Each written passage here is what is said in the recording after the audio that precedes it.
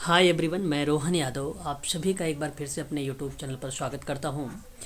आज की जो हमारी ये क्लास है ये दिसंबर 2011 का समाज कार्य का प्रश्न पत्र है जो मैं आप लोगों से सॉल्व करवा रहा हूं। ये पार्ट 2 है। पार्ट 1 मैंने आप लोगों को कल जो है अपलोड कर दिया है। आप सबके लिए मैं जो है समाज कार्य में फरवरी माह में जो है जो ऑनलाइन समाज कार्य की क्लासेस हैं वो मैं आपको फ्री प्रोवाइड करा रहा हूँ। और 11 मार्च 2023 से आप सभी का एक नया बैच आरंभ होगा, जिसमें मार्च है, जून है, दिसंबर 2023 का जो एग्ज़ाम होने वाला है उसी के संबंध में हम लोग जो है यहाँ पे समाज कार्य में स्टडी करेंगे।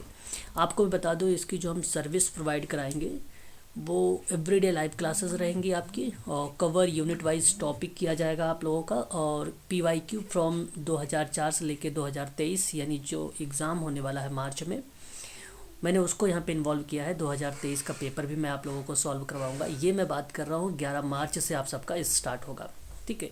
यूनिट वाइज मॉक टेस्ट आप लोगों को करवाया जाएगा। जिस तरीके से मैं आज पर डे आप लोगों से 100 क्वेश्चंस 100+ क्वेश्चंस मैं प्रैक्टिस करवा रहा हूँ, उसी के आधार पे यानी मॉक टेस्ट भी होगा और लाइव डाउट सेशन भी रखे जाएंगे और हैंड रिटन कुछ नोट्स होंगे, उन जो इम्पोर्टेंट पॉइंट्स है वो आप लोगों को मैं प्रोवाइड कराऊँगा। ये मार्च, जून और दिसंबर के जो बच्चे एडमिशन लेंगे, अगर एक साथ पेमेंट करेंगे तो वो 4000 में करेंगे। तो यहाँ पे मैंने जो मार्च वाला दिया है सेशन, इन लोगों को ये मार्च का सेशन यहाँ पे मैंने फ्री कर रखा है, ठीक है। अगर किस्तों में जमा करना चाहेंगे तो वो 2500 रुपये करके वो जमा कर सकते हैं 2 बार में, यानी 5000 रुपये फिर उनको पेमेंट करनी पड़ेगी, ठीक है। तो 5000 में यानी आप मार्च का भी पेपर देंगे, जून का भी पेपर देंगे, दिसंबर का भी पेपर देंगे। 4000 में अगर मैं आप लोगों से बात करूँ तो भी मार्च, जून और दिसंबर है। इन तीनों में हमारा जो टारगेट है यानी जो हमारा मोटो रखा गया है वो JRF का रखा गया है। ध्यान रखें आप सभी लोग, JRF का, हाई फाई नंबर लाने का। यहाँ अगर हम बात करें NTA UGC नेट 2023 समाज कार्य का जो है यूनिट नंबर 1 से आरंभ होगी क्लास। और फीस स्ट्रक्चर मैंने आप लोगों के यहाँ पे बता रखा है। 5000 फीस जो है 2 किस्तों में फीस जमा होगी। अगर आप 2500 रुपये करेंगे तो एक साथ पेमेंट करेंगे तो 4000 होगा। क्लास का जो समय रखा जाएगा वो शाम को रहेगा 8 PM, ठीक है। अगर आप MP सेट की तैयारी कर रहे हैं, यहाँ पर देखिए मैंने 1000 का डिस्काउंट कर दिया है, ठीक है। यदि आप मध्य प्रदेश लोक सेवा आयोग में अगर आप सेट की तैयारी कर रहे हैं, जिसका अप्रैल में वैकेंसी आने वाली है समाज कार्य का, उसकी फ़ीस स्ट्रक्चर जो रखी गई है 2 किस्तों में फ़ीस जमा होगी 4000 रुपये करके। यानी आपको बताऊँ मैं 2-2 हज़ार रुपये आप लोगों को जो है सबमिट करना पड़ेगा किस्तों में, ठीक है। एक साथ पेमेंट करेंगे अगर आप MP सेट की तैयारी कर रहे हैं। इसका भी एग्ज़ाम आप लोगों का अप्रैल या मई में पेपर आप लोगों का होगा, ठीक है। इसकी क्लासेस जो है 27 फरवरी से स्टार्ट होगी, 27 फरवरी से। और 3500 रुपये आप लोग एक बार में इसको पेमेंट कर सकते हैं। यहाँ पे देख सकते हैं नया बैच 27 फरवरी को शाम 6:30 बजे से स्टार्ट होगा। रजिस्ट्रेशन प्रारंभ है। यदि अभी से आप लोग अगर एडमिशन ले लेंगे तो मैं जो तैयारी करवा रहा हूँ इस समय मार्च का और जून का और दिसंबर का, उस सेशन में आप जो लोग जो है ऐड हो जाएंगे, ठीक है। आगे अगर हम बात करते हैं तो यहाँ आप सभी लोग ध्यान रखें कि अधिक जानकारी अगर आप लोगों को समाज कार्य में चाहिए तो आप 8506031308 पे आप हमसे संपर्क कर सकते हैं, व्हाट्सअप भी कर सकते हैं और कॉल के माध्यम से भी NTA UGC नेट और MP सेट के बारे में संपूर्ण जानकारी आप प्राप्त कर सकते हैं। यूनिट के क्रम में आप लोगों को सारी चीज़ें प्रोवाइड कराई जाएगी। कोई भी अगर आपके पास डाउट है या कोई भी प्रश्नों को लेकर डाउट चल रहा है तो आप ग्रुप में शेयर करेंगे, उस प्रश्नों का व्याख्या सहित आप लोगों को जो है सॉल्व भी करवाया जाएगा, ठीक है। तो चलिए स्टार्ट करते हैं। दिसंबर 2011 का पार्ट 2 पेपर लेकर आए हैं और ये क्लास, ये जो वीडियो है आज की, ये पब्लिक की गई है, ये सभी के लिए है, ठीक है। तो चलिए स्टार्ट करते हैं आज का प्रश्न। ये पेपर आप सबका दिसंबर 2011 का है। क्वेश्चन नंबर हम 26 पर बात कर रहे हैं। पार्ट 2 है ये। पार्ट 1 मैंने कल आप लोगों को बता चुका था। तो प्रश्न अभिकथन के रूप में आया है कि प्रकाशित सांख्यिकी का अर्थ एवं उसकी सीमाओं को जाने बिना उसे उसके अंकित मूल्य पर लेना कभी सुरक्षित नहीं होता है। यानी it is never self to take published statics at their face value without knowing their meaning and limitation. क्या इस बात से आप सहमत हैं कि प्रकाशित जो सांख्यिकी का अर्थ होता है उसकी सीमाओं को जाने बिना उसे उसके अंकित मूल्य पर लेना कभी सुरक्षित नहीं होता है? सर सही है। बिल्कुल सही है। बिल्कुल करेक्ट है। अगर मैं आपको बताऊं, अगर जिसके पास हरियंट की पुरानी वाली किताब होगी, उसमें सांख्यिकी की जो सीमाएं हैं, उसमें अगर आप पढ़ेंगे ध्यानपूर्वक तो उसमें साफ शब्दों में कहा गया है कि सांख्यिकी अपने विषय की नेचर के कारण ही व्यक्तिगत इकाइयों पर विचार नहीं कर सकती है और ना ही वो कभी करेगी। वहीं अगर हम बात करें कि सांख्यिकी का द्वारा जो है, जो मात्र सजाती आंकड़े होते हैं, उन तथ्यों और सामग्रियों की कंपेयर भी कर सकती है। तो अंकित मूल्यों पर लेना कभी सुरक्षित नहीं होता है, इसलिए यह स्टेटमेंट आपका सत्य रहेगा। कारण की बात करेंगे कि प्रकाशित सांख्यिकी सामान्यतः प्रचलित प्रवृत्ति को दर्शाती है। जैसा कि आपको पता होगा कि पब्लिश स्टैटिक्स जो होता है, अगर यूजली हम शो द ट्रेंड, तो क्या ये सत्य स्टेटमेंट है, यानी कारण सत्य है? बिल्कुल सत्य है। इसलिए आप लोग जवाब दीजिएगा ऑप्शन नंबर डी, ए और आर दोनों सही है। ध्यान दीजिएगा, सांख्यिकी यानी स्टैटिक्स जो शब्द आया है वो 18वीं शताब्दी में सबसे पहले आया था, इसको आप नोट कर लीजिएगा। और एक विद्वान था जिसका नाम था गाटफ्राइड आकेनवाल। नाम तो सुना ही होगा आप लोगों ने। सर लिख दीजिए एक बार। हाँ, मैंने लिख दिया है स्क्रीन पर। ग्राटफाइड आकेनवाल, इन्हीं के द्वारा सांख्यिकी में जो है बेसिकली सांख्यिकी को दो भागों में डिवाइड किया गया था। स्टैटिक्स को दो भागों में डिवाइड किया गया था, ठीक है। बताए हाँ थे सर ईस्वी? जी, कितना ईस्वी क्या बताए थे सर? 18वीं शताब्दी में।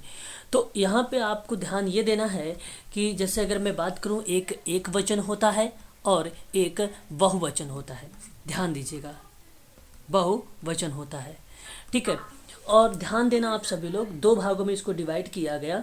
और सांख्यिकी का जो अगर परिभाषित के रूप में देखें तो सांख्यिकी अनुमान और संभाविता का विज्ञान होता है, वही सांख्यिकी कहलाती है। तो इतनी बातें आप लोग सांख्यिकी के परिप्रेक्ष्य में याद रखिए। एक आध प्रश्न आप लोगों को स्टैटिक्स से मिल जाता है पेपर में। वहीं बात करते हैं क्वेश्चन नंबर 27 के बारे में।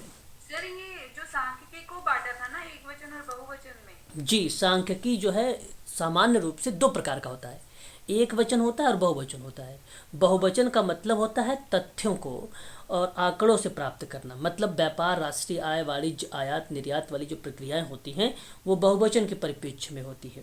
और एक वचन की परिप्रेक्ष्य की जब हम लोग बात करते हैं तो वो कहीं ना कहीं संख्याओं को रिप्रेजेंट करते हैं, तो वो एक वचन के शब्दों में हम उसको लेते हैं, ठीक है। इस चीज़ को आप ध्यान रखिएगा। वहीं अगर हम बात करें सांख्यिकी का, मैंने आप लोगों को एक पीडीएफ प्रोवाइड करा रखा है, देखिएगा यूनिट नंबर 5 का, जहाँ मैंने कंटेंट दे रखा है। हाँ हाँ, अगर हम बात करते हैं तो अभिकथन में एक क्वेश्चन नंबर 27 है कि प्रश्नावली के उपयोग की तुलना में साक्षात्कार ज़्यादा पूर्वाग्रह लाता है। बहुत ही अच्छा सवाल आपके सामने, आप मुझे ज़रा जवाब बताएं कि क्या होना चाहिए। कि introduce more bias the does the use questionnaire, मतलब प्रश्नावली, दैट इज राइट। प्रश्न होंगे तो पूर्वाग्रह कैसे लाएगा, क्योंकि ऑलरेडी तो प्रश्न लिखे होंगे ना प्रश्न। तो हाँ बिल्कुल, तो आप मुझे बताएं यस या नो। क्या गलत है सर, अच्छा, गलत है ये। प्रश्नावली का उपयोग करके हम जब उसके कंपेयर में साक्षात्कार ज़्यादा पूर्वाग्रह लाता है, और ये बात आपको कैसे गलत लग रही है? सर क्वेश्चन तो ऑलरेडी लिखे होंगे ना क्वेश्चन पेपर में, जैसे भी क्वेश्चन होगा तो वो मैं कहता हूँ, अगर मैं कहता हूँ कि आप मेरे जानकार के हैं और आप आ गए इंटरव्यू में, और मैंने ऐसा प्रश्न का ट्रेंड बनाया, और जब मैंने प्रश्न पूछा तो वह आप उसी हिसाब से बताने लगे, क्योंकि मैं आपकी मानसिकता पहले से जानता था। तो क्या प्रश्न नहीं बना सकता है पूर्वाग्रह? बिल्कुल बना सकता है। ये स्टेटमेंट गलत नहीं है, स्टेटमेंट सत्य है। बात समझ में आई? जी जी सर आ गई। हाँ, वहीं अगर हम बात करें क्वेश्चन नंबर 27 के आर पे, साक्षात्कारता का पूर्वाग्रह साक्षात्कार की प्रक्रिया को प्रभावित नहीं करता है। स्क्रीन नहीं दिखाई दे रही है। तो यहाँ अगर मैं आप लोगों से बात करूं, क्वेश्चन नंबर 27 क्वेश्चन नहीं दिख रहा है क्वेश्चन नंबर 27 दिखाई नहीं दे रहा है आपको? सर। सर नहीं दिख रहा, नहीं दिख रहा है सर। दिख रहा है सर, अब आ गया, अब हो गया शो सर। मुझे आ गया। चलो ठीक है। तो यहाँ पे जो सही जवाब होगा क्वेश्चन नंबर 27 का सही जवाब आपका यहाँ पे जो करेक्ट माना जाएगा ए करेक्ट है और आर आपका गलत हो जाएगा यहाँ पे, ठीक है। गलत हो जाएगा। हाँ, साक्षात्कारता जो है पूर्वाग्रह साक्षात्कार की प्रक्रिया को प्रभावित नहीं करता है, ये गलत बात है ना, असत्य है। तो आपका यहाँ पे अगर हम बात करें तो option number C is the right answer माना जाएगा, ठीक है। आज मैंने आप लोगों के लिए जो है हाँ कुछ क्वेश्चंस, होगा ना sir? B is the right answer, very good word, बहुत बढ़िया, बी करेक्ट होगा। मैंने आप लोगों के लिए जो है आज एक प्रश्न लेके आया था, लगभग 177 क्वेश्चंस मैंने करवाए थे। सब लोगों ने देखा था उस वीडियो को? फैक्ट से समाज उस पे ना, हाँ जब देखा था, सामुदायिक विकास के पर आधारित था वो सारे प्रश्न, हाँ जी, हाँ और अच्छे प्रश्न थे और फैक्ट से भरे पड़े थे प्रश्न वो। और अगर मैं आशा करता हूँ कि शायद आप लोगों ने अच्छे से पूरी वीडियो देखा होगा तो समझ भी आया होगा कि जहाँ पे मैंने फैक्ट छोड़ दिया था, व्याख्याएं, वो अगले वाले प्रश्न में उसकी व्याख्या मिल जाती थी, है ना। तो ये चीज़ें थी, बहुत अच्छा प्रश्न था। कल फिर मैं आप लोगों के लिए 100 क्वेश्चंस लेकर आऊँगा, ठीक है। ध्यान रखिएगा। जैसे मुझे इसलिए मैंने नहीं लिंक दिया आप लोगों को, कारण ये था कि आवाज़ वगैरह बहुत आ रही थी, मैं वीडियो को बीच बीच में रोक रोक के बनाया है ना। तो क्वेश्चन नंबर देखिए 28 में कि मानवीय विकास जो है सूचकांक विश्व भर के लिए जीवन प्रत्याशा, साक्षरता, शिक्षा और जीवन निर्वाह के स्तर की तुलनात्मक माप है। प्रश्न बहुत अच्छा है, क्या कहना उचित समझेंगे क्वेश्चन नंबर 28 का? स्क्रॉल नहीं हो रहा है फिर से। सर हेलो हाँ सर, 27 एक बार आर समझा दीजिए ना। R27 में मैम यही है, सिंपल सी बात है कि साक्षात्कारता का जो पूर्वाग्रह होता है, जो जेंडर होता है, जो जेंडर बाइस जिसको हम लोग बोलते हैं, वो साक्षात्कार की प्रक्रिया को प्रभावित नहीं करता है, ठीक है। तो कहने का मतलब ये हुआ कि जो इंटरव्यूअर होगा वो पूर्वाग्रह में साक्षात्कार के दौरान में वो प्रभावित नहीं करता है। तो क्यों नहीं प्रभावित करता है भाई? पेपर तो उसने अपने हिसाब से बनाया है ना, तो वो गलत स्टेटमेंट लिखा हुआ है, प्रभावित करता है। अब उसके अकॉर्डिंग पेपर बनाया गया है ना साक्षात्कारता के द्वारा। अब नई प्रश्न बनाएगा तो प्रभावित होगा ही नहीं फिर तो वो एरिया, वो प्रक्रिया इंटरव्यू की, है ना। क्वेश्चन नंबर 28 देखो ना, यहाँ पे बहुत सिंपल सा सवाल है, आपके रिलेटेड है कि ह्यूमन डेवलपमेंट इंडेक्स से जी जी। तो हाँ, एक बार देखो आप सभी लोग म्यूट है क्योंकि मज़ा नहीं आ रहा है क्लास में, है ना। क्लास करने का मज़ा नहीं आ रहा है क्योंकि मैं सभी लोगों की बातें सुनने लगता हूँ तो फिर जो है सवाल कम हो पाते हैं और बातें ज़्यादा हो जाती हैं, है ना। इसलिए अगर अच्छे से करेंगे तो सवाल ज़्यादा से ज़्यादा करने का प्रयास करें, आप सभी लोग फैक्ट ज़्यादा से ज़्यादा लेने का प्रयास करें। क्वेश्चन नंबर 28 की बात करें अगर हम, मानवीय विकास के सूचकांक में विश्व भर के जो लिए हैं जीवन की प्रत्याशा, साक्षात्कार, शिक्षा और जीवन निर्वाह के स्तर के तुलनात्मक माप है। और आप लोगों में से किसी बच्चे ने कहा कि ये स्टेटमेंट सत्य है और बिल्कुल सत्य है, गलत नहीं है। वेरी गुड, बहुत बढ़िया जवाब दिया आपने। कारण कह रहा है कि मानव विकास सूचकांक का उपयोग या भेद करने के लिए नहीं किया जाता है कि क्या देश विकसित या विकासशील या अल्पशील है। मतलब HDI जो है वो बेसिकली यूज करने की प्रयोग में ला रही है, क्या कंट्री इज डेवलप्ड या ऑल डेवलपिंग या एंड अंडर डेवलप्ड। सर ये गलत है सेकंड स्टेटमेंट। सेकंड स्टेटमेंट आप गलत कर रहे हैं और ये हाँ बिल्कुल बिल्कुल बोलिए। HDI का स्टेटमेंट यहाँ पे जो दिया गया है सेकंड वाला ऑप्शन गलत है और दूसरा वाला ऑप्शन सत्य है। पहला वाला ऑप्शन सत्य है, यहाँ पर ये अभिकथन और कारण जो पॉइंट दिया गया है ये गलत स्टेटमेंट है, इसलिए ऑप्शन नंबर अगेन आपका बी सही माना जाएगा, है ना। सर मानव विकास सूचकांक, सर मुझे पूछना, आर तो सर सही बोल रहा है ना कि HDI का उपयोग मतलब डिफरेंस करने के लिए यूज नहीं किया जाता है। देखो मैम सुनो, अब बात को समझो, आप समझ नहीं रहे हो बात को। जो मानव विकास सूचकांक होता है वो बेसिकली जीवन प्रत्याशा, शिक्षा, प्रति व्यक्ति आय का संकेत देता है, ये बात आप जानते हैं। और एक सांख्यिकी समग्र सूचकांक होने के नाते उसका उपयोग देश को मानव विकास के स्तर के क्रमबद्ध रखने का प्रयोग में हम इसको यूज करते हैं।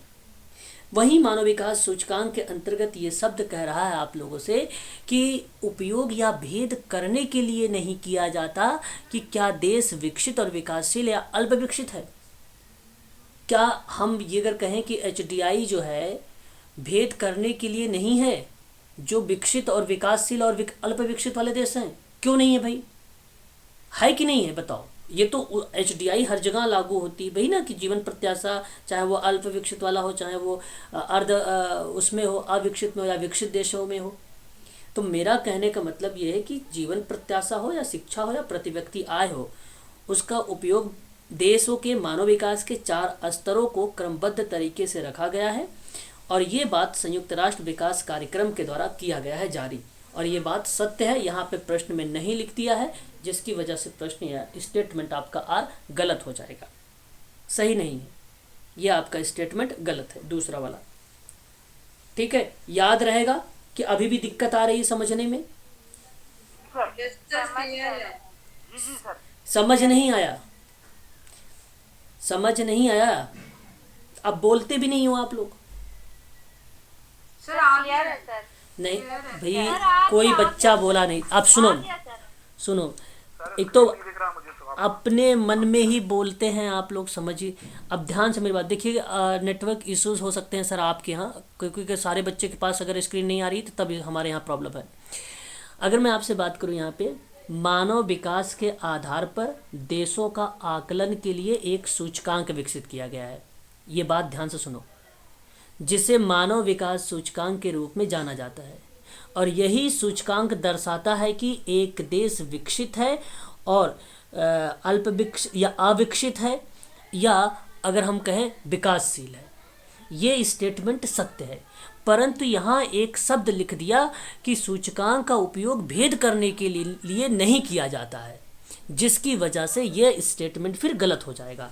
केवल भेद ना अगर लिखा होता ना करने के लेकर, तब यह स्टेटमेंट सही होता है।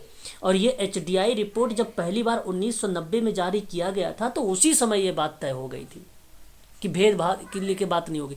तो ये चीज़ें यहीं पर गलत हो गया, तो इसलिए ऑप्शन नंबर जो 28 क्वेश्चन दिया है, ये बी करेक्ट रहेगा आपका यहाँ पर। ठीक है सर, ध्यान रखिएगा। क्वेश्चन नंबर देखिए 29 वाला स्क्रीन पे आ रहा होगा, टेंशन मत लीजिए आप सभी लोग। और ध्यान रखिएगा, इसमें जो है 3 शब्द आते हैं। जीवन प्रत्याशा होता है एक, और एक सकल नामांकन अनुपात भी कहीं कहीं हमें देखने को मिलता है, जिसको हम लोग उच्च शिक्षा बोलते हैं उसी को, और एक राष्ट्रीय आय की भी प्रक्रिया हमें देखने को मिलती है। तो 3 ऐसे शब्द हैं जो आप लोगों को देखने को मिल सकते हैं। प्रश्न हमारे सामने है ऑगस्ट काम्टे के लेकर, है ना। ऑगस्ट काम्टे के अनुसार समाज की 3 अवस्था से गुजरता है, और ये 3 अवस्था पता होना चाहिए आप लोगों को ऑगस्ट काम्टे के। तो मैं आप लोगों से ही जानना चाहूँगा, आप लोग मुझे बताएं कि the society has been passed through 3 stages according to Auguste Comte. Identify the correct order of the stage. कौन कौन से स्टेजेस हैं? क्या पॉजिटिव है, सकारात्मक, ठीक है, थियोलॉजिकल जिसको हम लोग ब्रह्म वैज्ञानिक बोलते हैं, फिर मेटाफिजिकल होता है जिसको हम लोग अलौकिक बोलते हैं। क्या ये ऑप्शन सही है? दूसरा ऑप्शन में आप यहाँ पे क्रम आपको लगाना है, क्या अगर हम बात करें थियोलॉजिकल और मेटा, यहाँ अलौकिक को हम लोग क्या बोलते हैं? मेटाफिजिकल, और पॉजिटिव को हम लोग सकारात्मक बोलते हैं। सी वाला अलौकिक, सकारात्मक, ब्रह्म वैज्ञानिक, सकारात्मक, अलौकिक और ब्रह्म वैज्ञानिक। क्या इसका सही जवाब होना चाहिए? सर बी लगा है, B option B sir. Sir A okay okay, A की तरफ भी जा रहे हैं बच्चे, बी की तरफ भी जा रहे हैं बच्चे, कोई बात नहीं। अब मेरी बात को ध्यान से सुनिए, यहाँ पे करेक्ट जवाब अगर किसी बच्चे ने बताया है तो वो जो ऑप्शन नंबर बी बताया है वो सही है, ए नहीं सही है। यहाँ अब मेरी बात को सुनिए सभी लोग। अगस्ट काम्टे महोदय ने लिखा था कि सभी समाजों में और सभी युगों में मानव की बौद्धिक विकास का अध्ययन होता है, तो उन्हीं के आधार पर जो है नियम का पता लगाया गया था। तो अगस्ट काम्टे ने 3 स्तरों के नियम के बारे में चर्चा किया था। तो ध्यान रखिएगा, पहला जो इन्होंने बताया था, आप ध्यान रखिएगा, पहला जो बताया था उसको बोलते हैं थियोलॉजिकल, और थियोलॉजिकल को हिंदी में धार्मिक स्तर भी कहा जाता है, और थियोलॉजिकल को हिंदी में जो है ब्रह्म वैज्ञानिक भी बोला जाता है। पहली बात। नंबर 2 की अगर मैं बात करूँ तो दूसरा आता है आपका जो है मेटाफिजिकल स्टेज, और मेटाफिजिकल को हिंदी में तात्विक भी बोला जाता है, और हिंदी में ही इसी को अलौकिक भी कहा जाता है। ध्यान से सुनिएगा। तीसरा स्टेज जो आता है वो पॉजिटिव होता है, जिसको हम साइंटिफिक भी बोलते हैं, जिसको हम लोग कहते हैं वैज्ञानिक भी, और वैज्ञानिक के साथ साथ हम लोग सकारात्मक भी बोलते हैं इसी को, और सकारात्मक के साथ साथ हम लोग इसको प्रत्याच्छात्मक भी बोलते हैं इसको। तो ये 3 स्टेजेस के बारे में इन्होंने बताए थे, 3 नियम के बारे में। और ये नाम याद रखिएगा, 1822 में सामाजिक विज्ञान की जब स्थापना हो रही थी तो उस समय ऑगस्ट काम्टे ने यहाँ पे चर्चा किया था। बात समझ में आई? सर जी।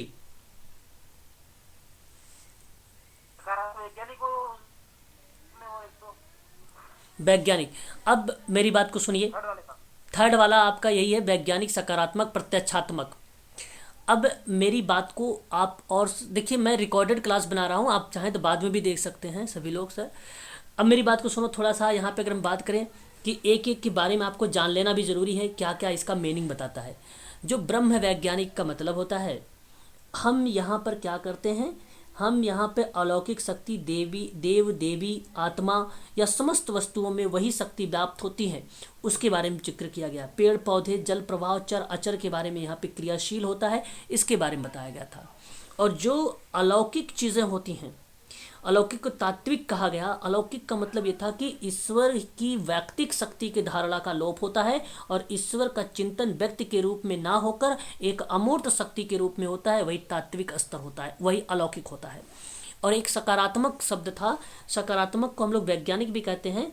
इसमें बेसिकली क्या था कि वास्तविक तर्कों तथा तथ्यों पर आधारित ना होकर जब व्यक्ति विचारों को छोड़कर निरीक्षण करने लगता है तो उसके आधार पर संसार की जो घटनाएं समझने की बात करता है या परिभाषित करने की बात करता है, तो वह प्रक्रिया वैज्ञानिक कहलाती है। तो वहाँ पे निरीक्षण आ जाता है ना, निरीक्षण वगैरह की प्रक्रिया आ जाती है, तो वो वैज्ञानिक कहलाती है। तो ये 3 बातें हैं, बहुत इंपॉर्टेंट सवाल है ये, चाहे एम्स का ले लो, चाहे आप एमपी सेट ले लो, चाहे आप यूजीसी नेट ले लो, ये प्रश्न हर एग्जाम में पूछा जाता है। क्वेश्चन नंबर 29 वाला, ऑप्शन नंबर बी ही करेक्ट जवाब रहेगा। ठीक है, चलिए आगे बढ़ते हैं, क्वेश्चन नंबर 30 लेते हैं। 30 हमारे सामने है, सिगमंड फ्रायड की दी गई निम्नांकित अवस्थाओं के अनुसार को क्रम बताना है। मूल प्रवृत्ति आप लोग बताइए यहाँ पे 2 सिगमंड फ्रायड की, पहले 2।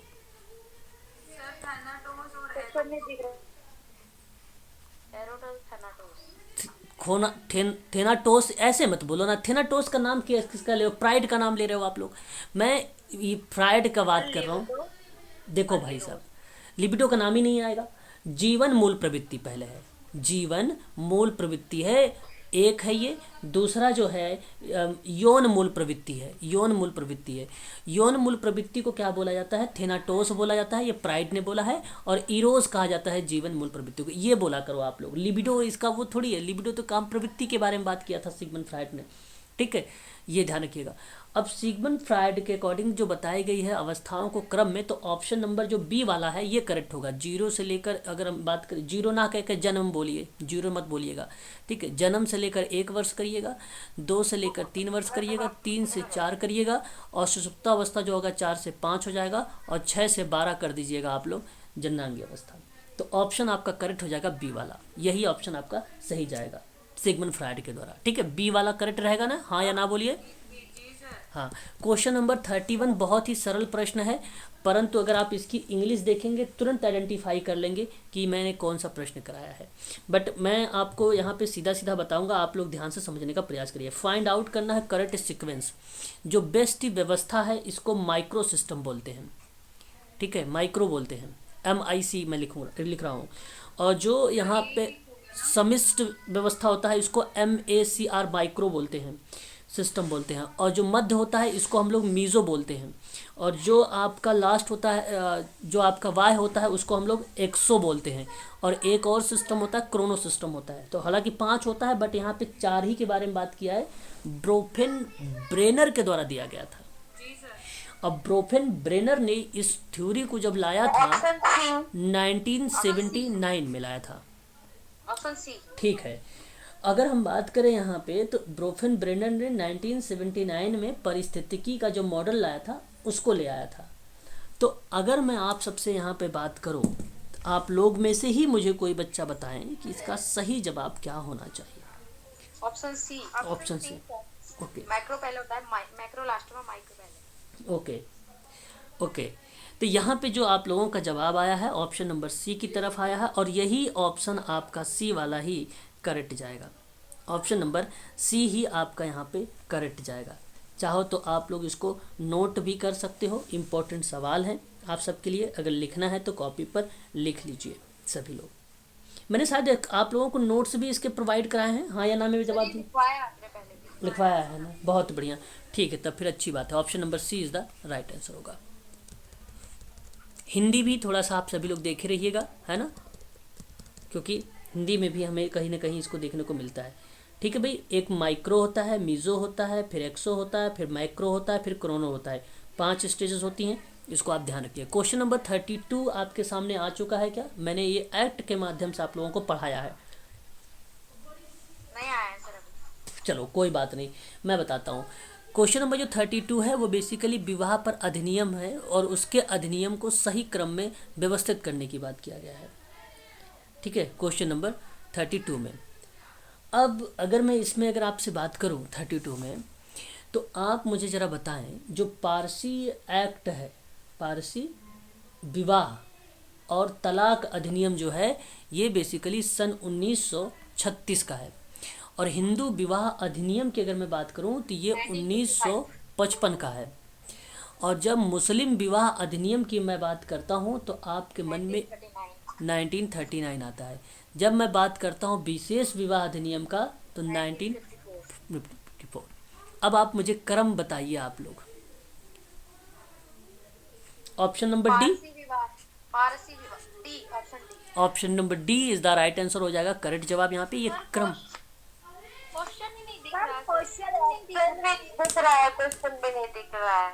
ओके, तो इसका सही जवाब जो होगा क्वेश्चन नंबर 32 का ऑप्शन नंबर डी करेक्ट रहेगा। क्वेश्चन नंबर अगर हम बात करें 33 के बारे में, देखिए निम्नांकित में से एक शोध प्रक्रिया का अनुक्रम स्पष्ट करता है और सही अनुक्रम पहचान कीजिए आप लोग। 33 हमारे सामने क्वेश्चन है। तो अगर आपको अच्छे से मालूम, हालांकि यहाँ पे मैंने आप लोगों को पहले भी पीएचडी कैग के बारे में बता रखा है। क्वेश्चन दिखाई दे रहा है? जी सर दिख रहा है। हाँ, डी होगा सर, कैग, ऑप्शन डी। हाँ, ऑप्शन डी, ऑप्शन डी की तरफ जा रहे हैं आप लोग। तो ऑप्शन डी नहीं होगा।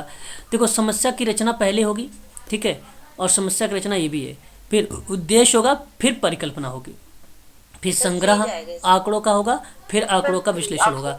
तो जब संग्रह होगा तब विश्लेषण होगा। तो ऑप्शन नंबर सी करेक्ट जाएगा यहाँ पर, ऑप्शन नंबर सी करेक्ट जाएगा, है ना। प्रश्न समझ में आया कि नहीं समझ में आया, बताइए एक बार।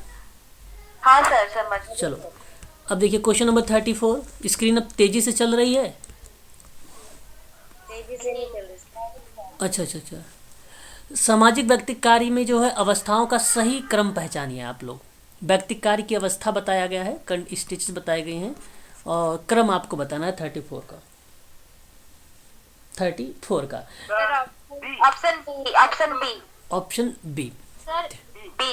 ओके, सर ए नहीं ऑप्शन बी सही है, ए होगा। ये सही नहीं है। अंतरण पहले क्या होता है, पहले इसको समझो। अंतरण क्या होता है पहले समझ लो। देखो, यह वह स्थिति होती है जिसमें सेवार्थी क्या करता है, परामर्श दाता के प्रति ऐसी भावनाएं विकसित कर लेता है, जैसे कि कार्यकर्ता यहाँ पर क्या होता है, मुख्य होता है ना। तो कुछ दूसरों को अपने जीवन में महत्वपूर्ण मान लेता है, तो वह प्रक्रिया अंतरण कहलाती है। और प्रतिअंतरण इसके विपरीत होती है। यह वो स्थिति होती है जिसमें परामर्शदाता जो है सेवार्थी के प्रति ऐसी अभिवृत्ति या ऐसी भावनाएं विकसित कर लेता है जैसे कि वे भी कुछ दूसरों को अपने जीवन में महत्वपूर्ण मान लेता है, तो वह प्रतिअंतरण का पार्ट बन जाता है। अंतरण को इंग्लिश में इनटेक। नहीं, इनटेक का मतलब होता है आपका प्रवेश होता है, प्रवेश होता है ना। यहाँ जो अगर हम बात करें अंतरण को जो इंग्लिश में बोलेंगे, मैं एक बार इंग्लिश दिखा देता हूँ आप लोगों को अंतरण को, है ना। यहाँ पे आप देखिए और क्वेश्चन नंबर ओके, इनटेक दिया हुआ है, ठीक, इनटेक दिया हुआ है ना। इनटेक संवेग, हाँ, अंतरण को संवेग, study, social diagnosis, treatment, termination और इवैल्यूएशन। तो ऑप्शन यहाँ पे क्या जाएगा, सी जाएगा कि डी जाएगा? सर बी, ऑप्शन बी जाएगा, बी, ऑप्शन नंबर बी हो सकता है सर। हाँ, नहीं, पहले इनटेक होगा, फिर स्टडी होगा, फिर सोशल डायग्नोसिस होगा, फिर ट्रीटमेंट होगा, फिर इवैल्यूएशन होगा, फिर टर्मिनेशन होगा, हाँ, ऑप्शन बी। बी ही करेक्ट जवाब है, ऑप्शन बी आपका करेक्ट जवाब रहेगा। क्वेश्चन नंबर देखिए 30, नेक्स्ट आ गया हमारे सामने 36 नंबर का सवाल। 35 का आपदा प्रबंधन से रिलेटेड है ना। यहाँ पे आपदा प्रबंधन रणनीति की कार्यवाही का, एक मिनट रुक जाइए, आ जाएगा भी, कार्यवाही का अनुक्रम क्या होगा, है ना। 35 हमारे सामने है, ठीक है। तो अगर मैं आपसे बात करूँ तो क्या सचेत करना पहला स्टेप होगा कि तैयारी करना पहले स्टेप होगा? पहले सचेत करें। पहला होगा। पहले सचेत करना होगा, ओके जी सर। ठीक है। फिर उसके बाद अगर हम बात करें सचेत करने के बजाय अगर आप तैयारी करना का ऑप्शन, एक बार इंग्लिश भी देख ले, आप लोग इंग्लिश भी देख लें तब आपको सही समझ में आएगा। देखिए यहाँ पर अगर हम बात करें तो पहला जो ऑप्शन है प्रीपेयर्डनेस की बात की गई है, सर पहले तैयारी होगा। प्रीपेयर्डनेस की बात होगी, यानी पहला जो ऑप्शन होगा वो तैयारी करने से होगा। पहला ऑप्शन जो होगा वो तैयारी करने से संबंधित होगा, ध्यान रखिएगा। और जो दूसरा पॉइंट बनेगा वो पॉइंट बनेगा आपका अलार्मिंग। अलार्मिंग मतलब होता है एक प्रकार से क्या करना, सचेत करना, हमने अलार्मिंग कर दी, ठीक है। और उसके बाद आपका जो नेक्स्ट पॉइंट बनता है वो बेसिकली रिज्यूज होता है। रिज्यूज का मतलब होता है बचाव से, रेस्क्यू होता है। हाँ। फिर उसके बाद रेस्क्यू, वही। फिर उसके बाद होता है आपका रिलैक्स होता है, या रिलैफ की बात करें तो इसका मतलब होता है एक प्रकार का राहत को लेकर। और फिर उसके बाद होता है रिहेबिलिटेशन, जिसको हम लोग बोलते हैं पुनर्स्थापन।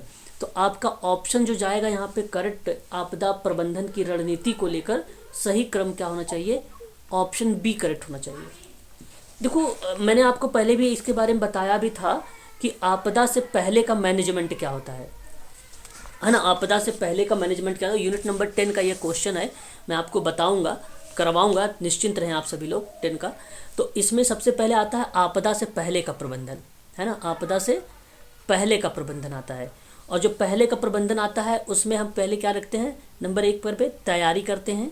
तैयारी के बाद न्यूनीकरण की बात होती है, न्यूनीकरण की बात होती है। अब न्यूनीकरण इसमें गायब कर दिया था, है कि नहीं। फिर उसके बाद हम लोग रोकथाम की बात करते हैं। क्या होगा सर? रोकथाम मतलब न्यूनीकरण का मतलब होता है मैडम एक प्रकार से आपदा को अत्यंत एक परिणाम को कम कर देना है, आपदाओं के प्रतिकूल परिणाम को कम कर देना है, जो विध्वंस प्रकृति है उसको कम कर देना, वो न्यूनीकरण होता है मैम, है ना, वो न्यूनीकरण होता है। फिर तैयारी हो गया, न्यूनीकरण हो जाएगा, फिर उसके बाद रोकथाम हो जाता है। ये आपदा से पहले की 3 बातें हैं। अब ये 3 बातें में से केवल इसमें एक ही बात दिया है, क्या दिया है, तैयारी करना, बस। फिर उसके बाद आपदा के बाद का मैनेजमेंट आता है। अब बाद वाले में क्या होता है, राहत करने की बात होती है। फिर उसके बाद आता है, राहत के बाद बचाव आता है। बचाव के बाद अगर हम लोग बात करें तो पुनरुत्पादन आता है, या पुनरुत्थान आता है, पुनरुत्थान आता है। और पुनरुत्थान के बाद अगर हम लोग बात करें तो पुनर्वास आता है। तो सारा क्वेश्चन जो 35 वाला क्वेश्चन है ना, ये सारा इसमें का ज़्यादातर बाद वाले दिया है, आपदा प्रबंधन का यही जोड़ दिया है। तो मैं आपको इसकी पीडीएफ जब यूनिट नंबर 10 की भेजूंगा तो ये मिल जाएगा। तो मैं आज यूनिट नंबर 9 की पूरी पीडीएफ भेज देता हूँ, कल मैं आपको 10 वाली पीडीएफ भेज दूंगा, ठीक है ना। दोनों में आप देख लीजिएगा, कोई दिक्कत नहीं होगी। और सही जवाब इसका ऑप्शन नंबर जो जाएगा वो बी वाला करेक्ट माना जाएगा, ठीक है। तो ये क्रम है, आप चाहो तो इसको ऐसे भी याद कर सकते हैं। क्लियर है ना, बता दीजिए एक बार आप सभी लोग। अब यहाँ पे देखिए मैंने आप लोगों से कई बार बता चुका हूँ कम्युनिकेशन की प्रक्रिया में सही अनुक्रम। अब वही प्रश्न आ गया है, तो आप मुझे ज़रा बताइए आप सभी लोग क्या होना चाहिए। ओके, दिखाई नहीं दे रहा है संचार की प्रक्रिया। ओके, कोई बात नहीं। ये बेसिकली प्रोसेस ऑफ कम्युनिकेशन पूछा गया है सवाल में। और प्रोसेस ऑफ कम्युनिकेशन का जो मैंने आप लोगों से पहले एक बार कई लिखवाया भी हूँ कि कौन कौन से स्टेप इसके अंतर्गत आते हैं। तो मैं आप सबसे एक बार फिर से रिपीट कर देता हूँ ताकि आपको पता रहे। पहले नंबर पे आता है आपका सेंडर, आप जानते हैं सेंडर का नाम। सेंडर के बाद अगर मैं आप लोगों से बात करूँ तो उसके बाद आपका आता है मैसेज। मैसेज के बाद आता है एनकोडिंग, फिर चैनल आता है, और चैनल के बाद रिसीवर आता है। कभी कभी रिसीवर से पहले हम लोग क्या लगाते हैं, डिकोडिंग लगाते हैं, डिकोडिंग लगाते हैं। फिर आता है रिसीवर, और रिसीवर के बाद हमारा आता है फीडबैक, है ना। अभी इन्हीं को अगर आप सही से पहचान लेंगे तो आप सवाल लगा लीजिए। बताइए सवाल कौन सा लगेगा। डी की तरफ जा रहे हैं। 36 में आप सभी लोग डी की तरफ जा रहे हैं, बिल्कुल। अब 36 का मैं एक बार इंग्लिश दिखा देता हूँ ताकि आप और आसानी से समझ जाओ, है ना। अब 36 में आपने कहा कि डी, तो मैंने कहा इनकोडिंग। अब इनकोडिंग के बाद ही तो मैंने चैनल लिखवाया है, बिल्कुल बोलो हाँ। चैनल के बाद फिर रिसीवर था, रिसीवर का नाम लिखवाया था। तो मैंने कहा था आप लोगों से, ये भी बताया है कभी कभी रिसीवर के बाद भी डिकोडिंग आता है। अब ध्यान से देखिएगा सभी लोग यहाँ पे, क्या रिसीवर रिसीवर रिसीवर रिसीवर से पहले कहीं पर अगर हम बात करें, यहाँ पे देखो डिकोडिंग आ गया है, लेकिन ये इनकोडिंग लास्ट में दे दिया है, तो ये गलत हो गया ऑप्शन, ठीक है। तो मैं आपसे कहूँगा कि आप ये भी ध्यान रखिएगा कि कभी कभी प्रश्न में ऐसे भी आ जाता है कि रिसीवर के बाद डिकोडिंग होती है, और कुछ प्रश्न में ऐसे, लेकिन प्रश्न का आप आइडेंटिफाई कर लेंगे, है ना, आप इजीली पहचान जाएंगे। बट मेरे हिसाब से नहीं, आप किताबों में भी पढ़ेंगे तो रिसीवर से पहले डिकोडिंग होता है, डिकोड करेगा तब, या तो रिसीवर रिसीव कर लिया फिर डिकोड करेगा, ये भी आप कह सकते हो फीडबैक के रूप में। तो ऑप्शन नंबर आपका डी करेक्ट जाएगा यहाँ पे, है ना। क्वेश्चन नंबर 37 देख लीजिए, एक तरफ ऑथर्स हैं, एक तरफ बुक्स के नाम लिखे हुए हैं। दिखाई दे रहा है क्वेश्चंस? ओके। अगर मैं यहाँ पे क्वेश्चन नंबर अगर बात करूँ आप लोगों से, अच्छा सवाल हमारे सामने है। पहले एक तरफ है गेशल कोनफ्का है, एक तरफ गेशल कोनफ्का का नाम दिया गया है, ठीक है। और उसके उनकी जो किताब है, उनकी किताबों के नाम पूछा गए हैं। तो उनकी किताब का नाम है group work in the institution, है ना।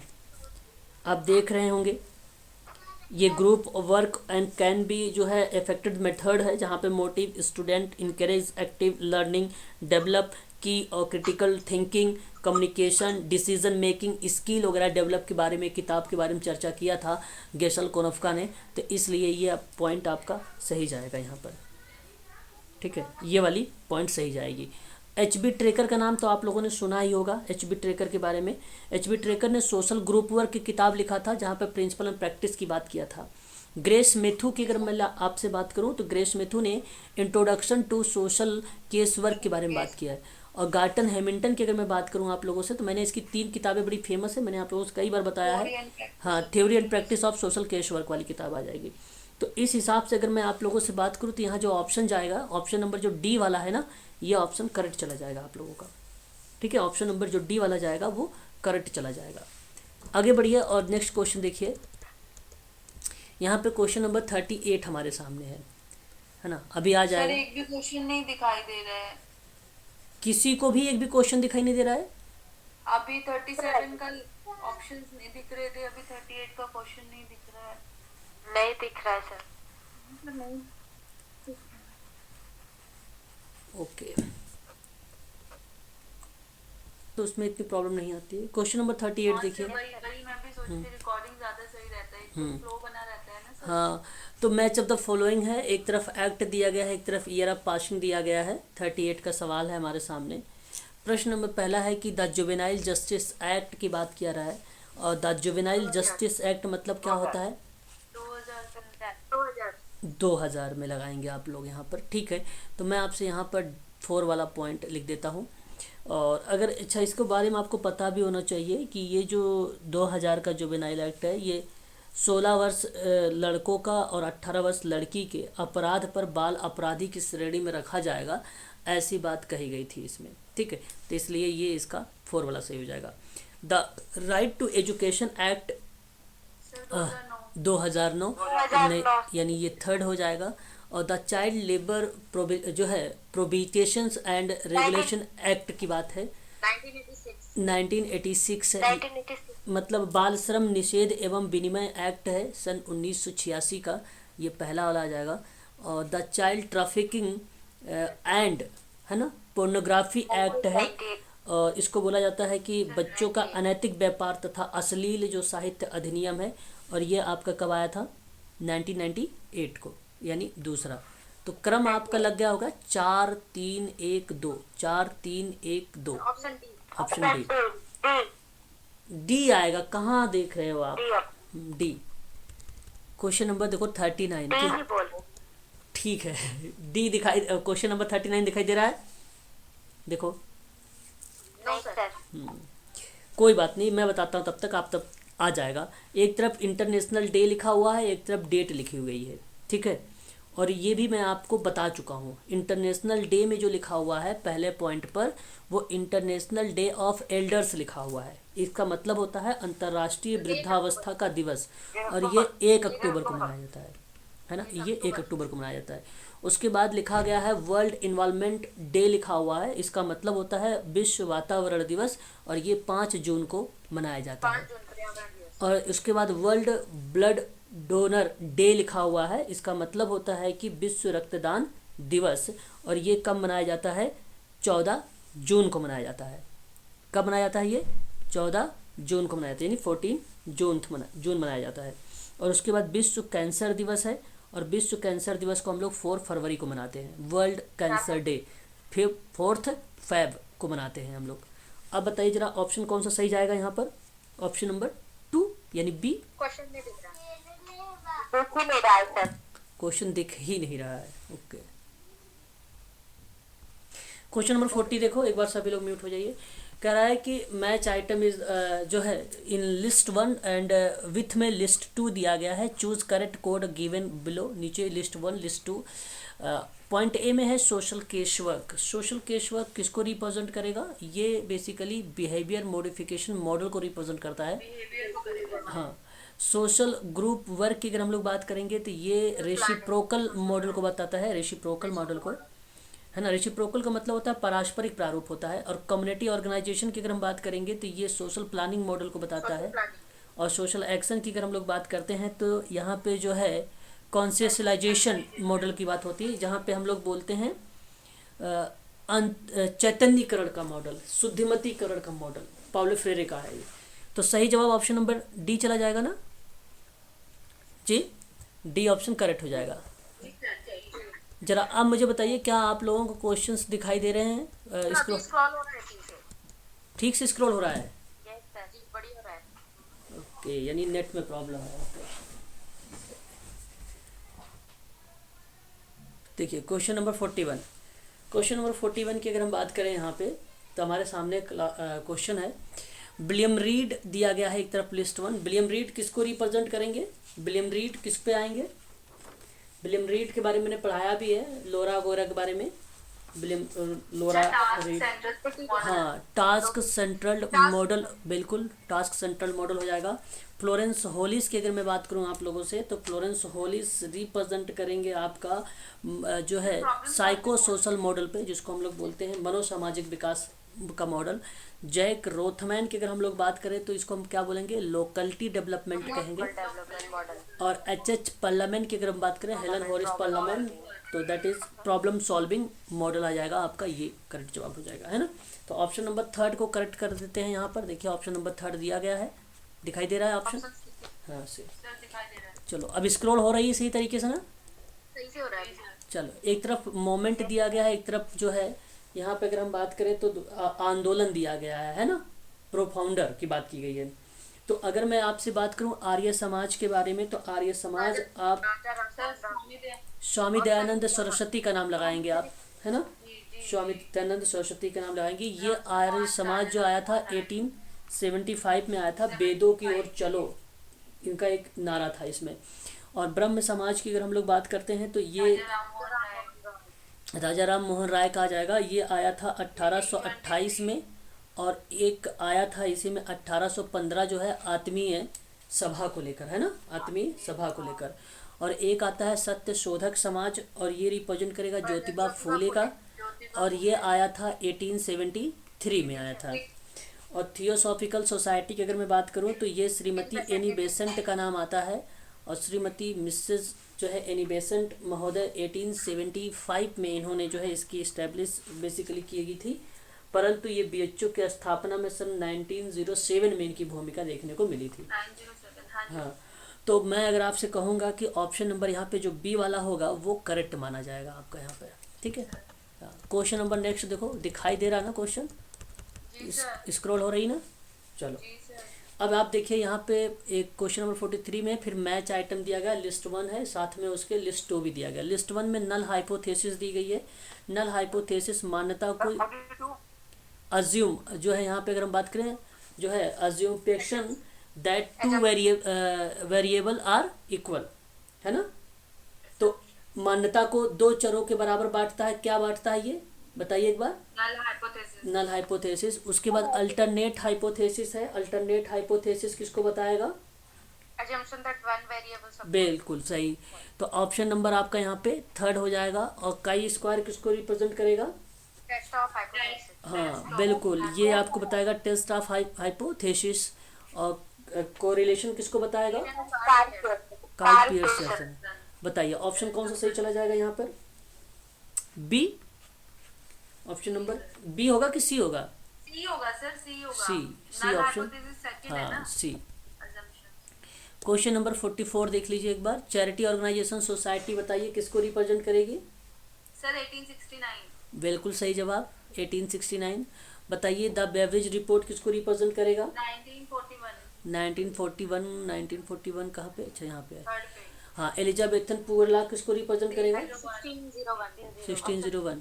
बताइए पुअर लॉ कमीशन किसको रिप्रेजेंट करेगा? 1905 चलो बहुत बढ़िया, तेज हो गए हो फिर तो। ऑप्शन बताइए। पहला सही। हाँ चलो पहला। चलो क्वेश्चन नंबर देख सकते 45 देखिए।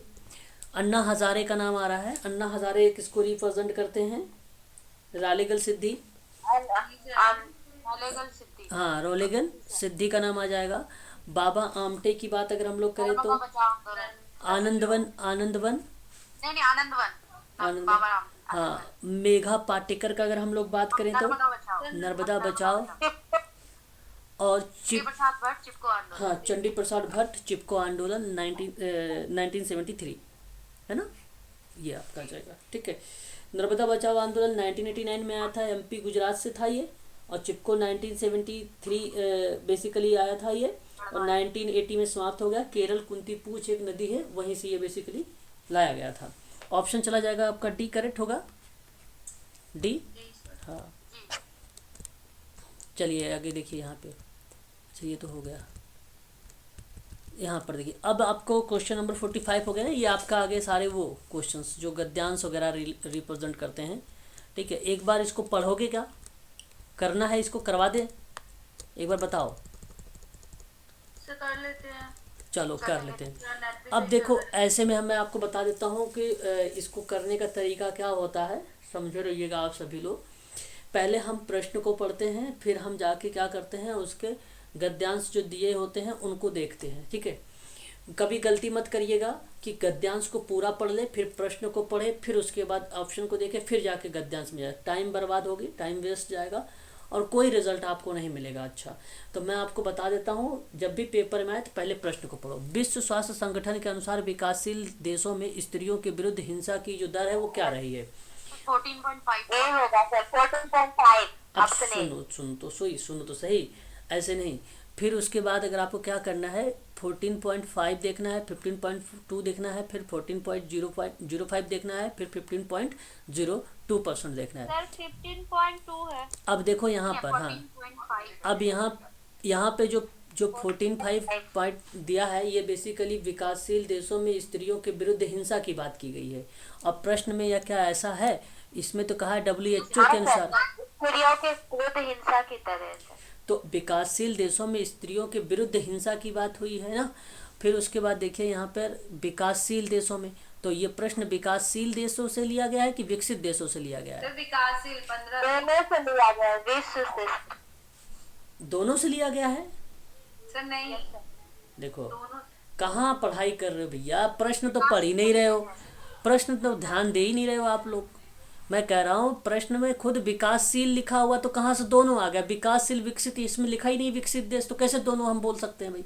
ऑप्शन नंबर बी करेक्ट जाएगा यहाँ पे, है कि नहीं?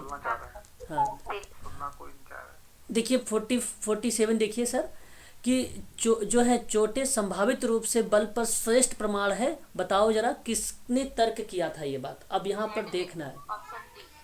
अब यहाँ पे अगर हम बात करें तो आपको देखना ऑप्शन में लैडर भी है, एपस्टीन नाम भी है, गोल्डबर्ग भी नाम है, विल्सन उंडेली का भी नाम है। पहले हम यहाँ पे देखिए लैडरे का नाम आ रहा है 2001 में।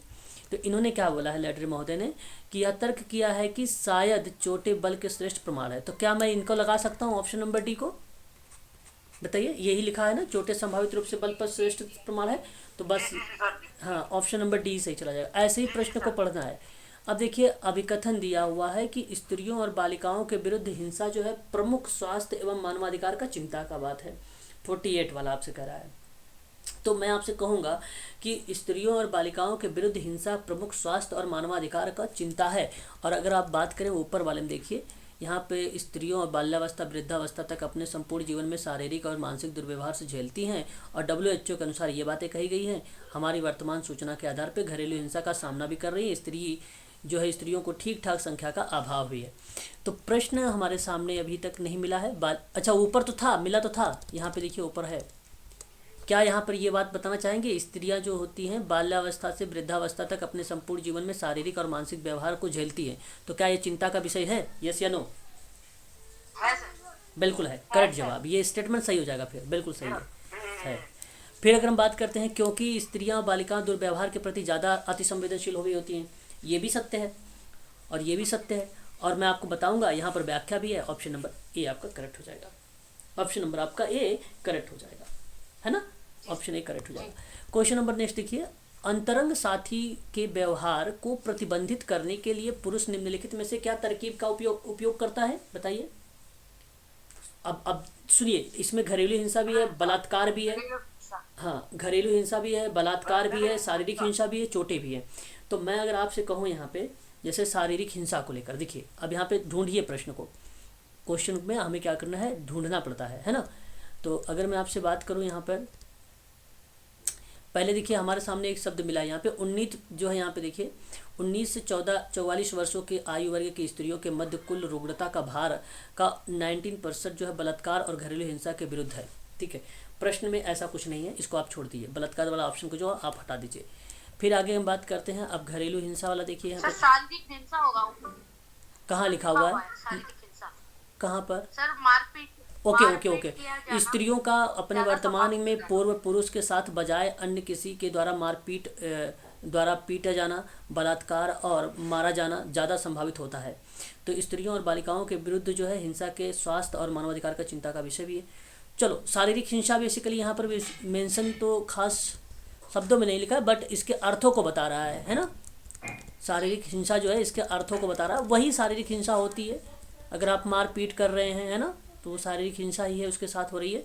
ऑप्शन नंबर आपका सी करेक्ट हो जाएगा, ठीक है, सी ही करेक्ट जवाब है यहाँ पे, ठीक है। और देखिए आयु वर्ग के समूह में अगर हम बात करें, आयु समूहों में किस आयु समूह में स्त्रियाँ ज़्यादा संभावित रूप से उत्पीड़ित हो जाती हैं, और यहाँ पे देखिए लिखा हुआ 1944, हाँ ऑप्शन नंबर सी हो जाएगा।